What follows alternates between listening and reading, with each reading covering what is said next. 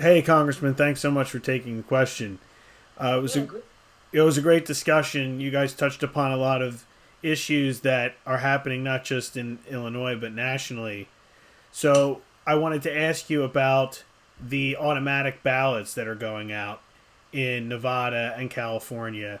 What kind of problems do you foresee that causing in the election, particularly in Nevada, which is always, at least in recent elections, a tight race? And I also wanted to ask you to elaborate on what you heard from Congressman Loudermilk about getting multiple ballots at his home address, and kind of what that looks like nationally if states like California and Nevada are sending out these ballots automatically with possibly outdated voter rolls.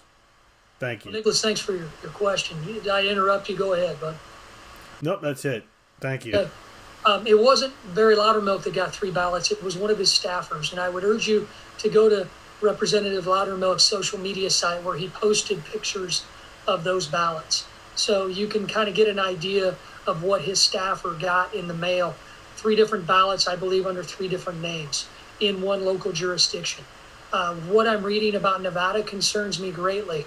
I have been reading that uh, somebody can return five ballots in one envelope without signatures. That's something that is ripe for fraud. Look, political operatives should not determine how ballots get to and from a voter to a polling place. That's exactly what was corrupted in North Carolina's ninth district by a Republican operative in the 2018 election. As a matter of fact, we didn't seat that duly elected member of Congress, and we had a special election that elected someone else. And because of that, I am very adamantly opposed to political operatives using a process called ballot harvesting to go and get live ballots that may have been mailed to every voter in a jurisdiction and hopefully return them to the polling place. Uh, it's a process that has already been ripe with fraud. It's one that unfortunately, if that individual who's likely to go to jail in North Carolina because it's illegal there, if he would have done that in California, nobody would have batted an eye because it's legal. The process is legal. My team has put together a ballot harvesting report. We talked about just from observation of folks who are on this call who were observing the presidential primary in California. They document in that report numerous instances of concerns that we laid out. I'd urge you to go look at that. Um, Many jurisdictions have been discouraged by Democrats in Washington from cleaning their voter rolls and doing voter roll updates.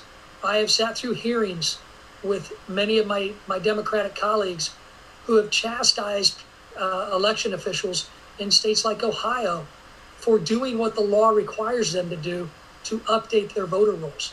That's something that if you mail live ballots out to individuals who are not supposed to be registered to vote at that residence, it creates an opportunity for people to commit fraud. And we've seen it in Paterson, New Jersey in the most recent primary. We saw it in Evansville, Indiana in the most recent primary. So there are instances of people breaking the law when it comes to mailing live ballots. That's something I've opposed from the get-go, and I'll continue to oppose.